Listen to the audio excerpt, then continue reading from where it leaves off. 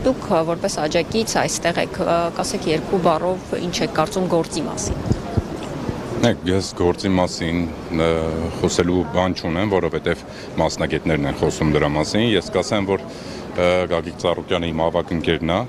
իսկ ես Սուրենն եմ երևանցի, ես իմ ընկերներին մենակ չեմ թողում երբեք ու ոչ միտեղ, դա իմ հոր դաստիարակությունն է,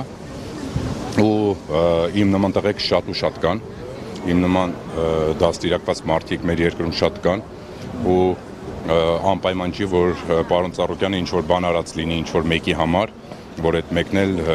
հարկ եղած դեպքում աջակցի, անարդարության դեմ պետք է պայքարեն յուրաքանչյուր հայ։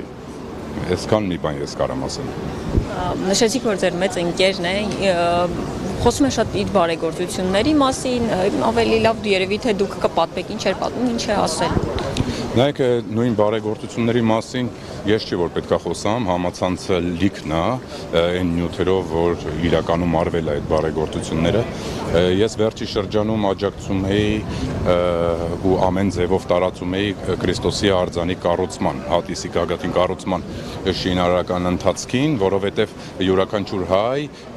պետք է աջակցի այդ գործին, որովհետև այդ գործը Հայաստանին բերելու է միլիոնավոր տուրիստներ, իսկ մեր տնտեսական վիճակը զարգացնելու միակ հույսը դա է, տուրիստ բերելն է, որովհետև չունենք ծով, չունենք լավ ընկեր հարևաններ, այնպես որ պետքա աշխատենք ինքներս մեր վրա ու այս նմանատիպ անարդարությունները պետքա վերանան։ Ես վստահ եմ, որ օրերից մի օր կվերանա, նենց չի, որ սենց օրեր ենք անցել, օրեր են կմտնեն, անց կվենան, հայեր ջան, մի լռեք, ես այդ մենակ ձեզ կարամ ասեմ, աշխատեք ուղղակի կողքով չանցնեք անարդարության, որովհետև այդ անարդարությունը մի օր էլ ձեր դուռը թակի, այնպես որ զգուշ ու զգոն եղեք։